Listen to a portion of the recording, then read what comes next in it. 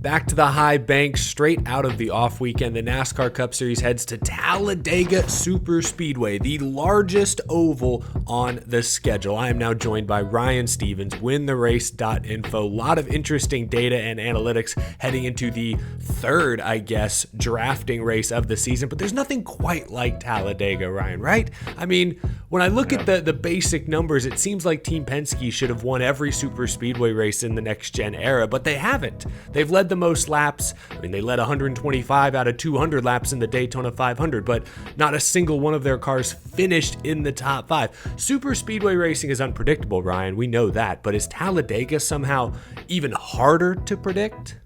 They're all hard to predict. I mean, it's all you have to do is survive, which is obviously much easier said than done. When we dive into where drivers run at super speedways compared to where they actually finish, it's kind of wild. I remember we talked about this heading into Daytona this year. In 2024, 6 of the top 10 drivers in true average running position at drafting tracks were Fords. If we look at the average finish in those races, there's only one Ford inside the top 10 in average finish. So they're running up front, but they're just not getting the finishes for whatever reason. You know, sometimes it's their fault, sometimes it's not. And after 2 drafting races in 2025, there's only one Ford inside the top 10 in average finish. So, Wow. And he's the favorite to win this week, so for good reason, Ryan Blaney. But yeah, it's kind of crazy. They've been running up front, they just haven't seen the finishes come with it. Yeah, I went back and rewatched most of last fall's Talladega race, and that's a great example. Like, they're all up front in the stages, but Blaney gets turned at the end of stage 2 and crashes, and then towards the end of the race, Austin Cindric is battling for the lead, and the bump draft goes wrong and triggers a massive pileup. Like, since 2022 at Daytona and Talladega, Joey Logano, Ryan Blaney, and Austin Cindric, all 3 Team Penske Fords, have led the most laps. 2 of them have the best average starts in the Cup Series at this style of track, but Blaney has 1 win. Cindric has 1 win. Joey Logano still does not have a win in the next-gen car at Daytona and Talladega, at least. He has broken through at Atlanta, but Atlanta is kind of a different beast. I think a lot of folks are going to look at Atlanta a few weeks ago and try to use that to compare. Again, we saw Logano, Cindric lead laps. Penske cars ultimately mostly crashed towards the end of that race. So, like, how much can we take away from Atlanta when trying to judge Talladega, or do we need to stick mainly to the traditional super speedway ovals? Well, Talladega is just much different, being much wider. You know, we could see some 4 wide action like we saw last time, different runs to the front throughout the race. So that could bring some new faces up to the front throughout. In general, we use more Daytona than Atlanta when prepping for Talladega. But I do think we see, you know, the elite drafters showing up at all 3 throughout the races. And speaking of Daytona, you know, the HMS team that won there is collectively scoring really high for win the race this week. So, you know, we talk a lot about Penske, but those Hendrick guys, once we get to Talladega, they're scoring really well for us. I'm glad you brought them up because when preparing for this, I'm like, who should we talk about? Super speedways are a great opportunity to bring up some names we don't typically mention. But then I look at the numbers and I'm like, oh, well, it's Blaney, Logano, Cindric. They lead a lot of laps.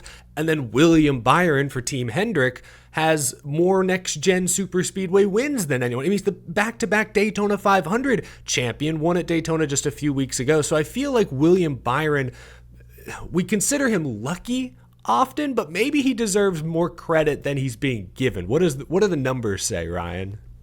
Yeah, it's you know, he got a lot of slack for the Daytona win, but you know what he consistently does is survive and put himself in a great spot at the end of the races. And Daytona was a perfect example of that. Now we get to Talladega, where Byron has the best average finish of anyone in the Gen 7 era. Oh. His average finish is 7.7. He's the only driver with an average finish better than 10. So inside the top 10. He has 4 top 10s in those 6 races. Nobody has more, and only one other driver has 4, a Toyota, Eric Jones, but 3 of those were with, you know, he was driving a Chevy. So, yeah, I mean, Byron's putting himself up front. So, you know, if the seas part at the end and he's able to glide through like he did at Daytona, that's what he does. But he's running up front. He's there. He's fast. He's a great drafter. That's a great stat about his average race. He's the only driver with a top 10 average finish at Talladega in the next gen. That tells you it's not all luck, at least. You mentioned Eric Jones now with Toyota. I want to ask about some Toyota drivers because Toyota is the defending spring Talladega winner with Tyler Reddick 1 year ago. It was another, like you said, moment where the seas parted, the Fords flubbed it up front, and Reddick was the beneficiary. But we saw Christopher Bell. I know we just mentioned Atlanta, Talladega, some not entirely the same, but Bell won at Atlanta.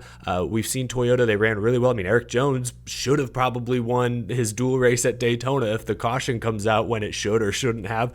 So when I look at Toyota, Hamlin, great drafter historically, has not won yet in the next gen car. Bubba Wallace is a past Talladega winner, shown a lot of speed early. I mentioned Reddick. Who stands out among the Toyota camp in your opinion? My highest scored Toyota this week is Bubba Wallace. In the two drafting tracks we've seen this year, he's fourth best in true average running position. He's one of only 5 drivers to have ran over 60% of their laps inside the top 10.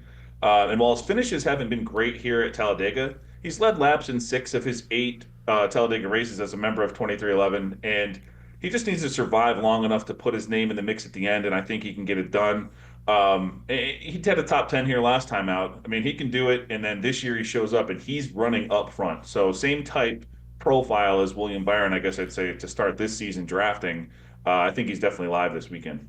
I like that. I like that. Bubba Wallace looking for his first win in almost 3 years now, but they've been knocking on that door. What about some other underrated drafting drivers? You know, I think of like Kyle Busch is not really underrated anywhere, but we don't think of him as this great super speedway racer. He's won at Talladega in this car with Richard Childress Racing. Carson Hocevar was extremely aggressive at Atlanta. Seemed like he was out there by himself, no teammates, making moves on his own, almost got the win. Who's maybe a surprising sleep? Well, we'll talk like real shocking, like underdog picks in a moment, but who's someone that maybe we all know is good, but we don't properly rate them at super speedways? Anyone stand out to you? I'll stick in that Chevy camp that you were just, mentioning with Hocevar and Kyle Busch. I'll say Alex Bowman deserves a lot of credit here. Here's a crazy Bowman stat that I didn't know until I started, diving in here. But he's been a Cup driver for 10 years, 10 plus years, and at all tracks he's raced at 10 plus times. His best average finish is at Daytona. Found that to be very interesting. That's surprising. And while Talladega is way down his list of best average finish throughout his career, in 2024, Bowman had the third best average finish at drafting tracks behind only Byron and Kyle Busch, who you just mentioned. And as a member of Hendrick, he has Talladega finishes of 8, 2, 7, 9, 5. So he's kind of there just like knocking on the door. He just needs to get that victory. So, I think Bowman, again, could get it done this weekend. Yeah, and I think back immediately to last year's Daytona 500. He was a few inches from beating his teammate William Byron when the caution came out. So, yeah, another driver who often finds himself in the mix late. We'll wrap up with this, Ryan. Give me your craziest but still believable surprise winner pick. Because, Ricky Stenhouse, all due credit, won this race last fall. We've seen Austin Dillon win, the regular season finale to make the playoffs, obviously at Daytona last summer. Harrison Burton, Parker Retzlaff almost won that race. Nobody saw that coming. So who's a realistic shock pick in your eyes? So he's maybe not like way, way down the list. I mentioned him briefly earlier, but I think I'm going to stick with Eric Jones here.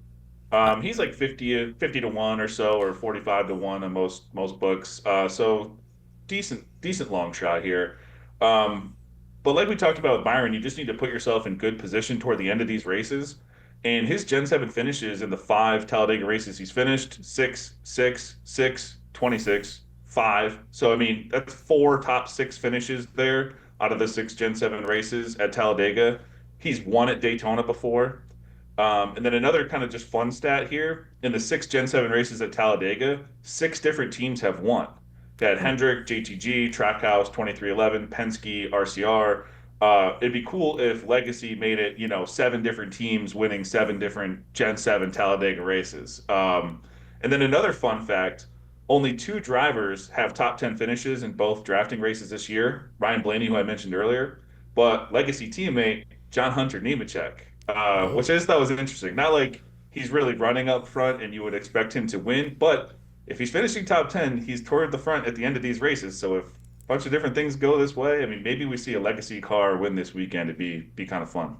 If I remember correctly, I think all 3 legacy cars, including Jimmy Johnson, finished like top 12 in the season opening Daytona 500. Jimmy was 3rd, Nemechek top 10. Like, okay, yeah, that's not a bad pick. Yeah, and that's a fair long shot. I mean, I don't know exactly where his odds stack up, but like Jones is close to 30th in points. That would shock the system if he were to break through and get his first win with Legacy Motor Club this weekend.